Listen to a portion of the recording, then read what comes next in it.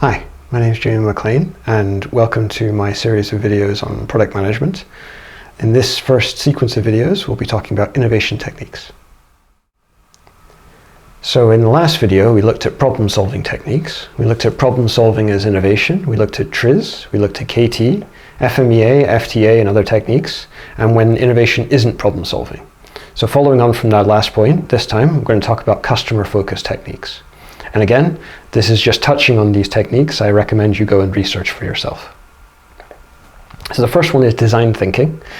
Design thinking is a very common term in the world of software design, particularly UX. It's very popular. But actually, the basic process is the same as engineering design, and it's the same as what I've been using in engineering for the last 20 years. It probably goes back much further than that. So it starts with understanding your customer. Then you define the problem or the situation that the customer has. You ideate some solutions. You build a prototype, and then you test the prototype. And if you test the prototype and you find a problem, then you loop back to an earlier stage and you fix the problem, you check that it meets the conditions, and you try it again. If you don't find a problem, you just build it and it goes into production. So it should be iterative. Even if you don't find a problem, once you've built it, you should go back and check with the customer and check that everything has been solved correctly and improve it if possible. In the software world, it can be non-linear, so you can do future steps before you do earlier steps and wait for the others to catch up. In general, in physical engineering, we don't do that. We follow a kind of very linear process. I would say that the ideate solution step is just brainstorming, but by having the customer empathy and defining the problem in advance, that helps you do the brainstorming. It makes the brainstorming more productive. So this can be quite useful. Another one that I've used, which I found very, very good, is the value proposition canvas.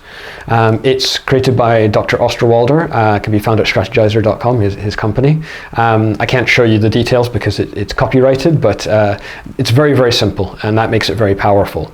And what's really good is that you start by defining the customer situation, not just their problems, but also the positive things about their life.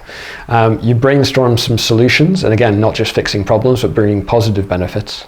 And then you identify the added value best solutions by connecting your solution with the customer problem. And the ones that connect best are the better solutions, and that gives you your value proposition. So this is a really good tool. It does have a little bit of a weakness in that you can come up with some brilliant ideas, but maybe they can't be put into production so easily because you have outside constraints.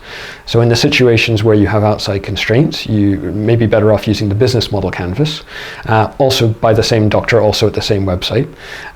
So it's more holistic. It includes how are you going to sell your product or service? How are you going to engineer it, manufacture and supply it? And how are you going to make money off it? So this is a little bit more real-world practical way of dealing with it. It encapsulates the earlier value proposition canvas within this. Many other tools are available. These are just a couple that I've used. Particularly for startups and software companies, there's so many online. You can just keep searching for them forever. I've listed a few here. I've put them in the video description link. One that's maybe particularly interesting is if you look at Milwaukee Tools. They have their own innovation process they've put online. Again, I would use a care point that innovation can be used in many different ways, and quite often when you Google search for innovation, you find things like how can you get funding for your startup? How can you bring your idea that you already have into production, into the real world? So innovation can be used in different ways, so don't expect every link you find on innovation to be something about ideation and creation.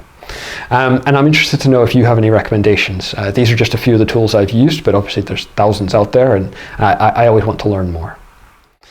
So in the next video, we'll be talking about my personal approach. Thank you.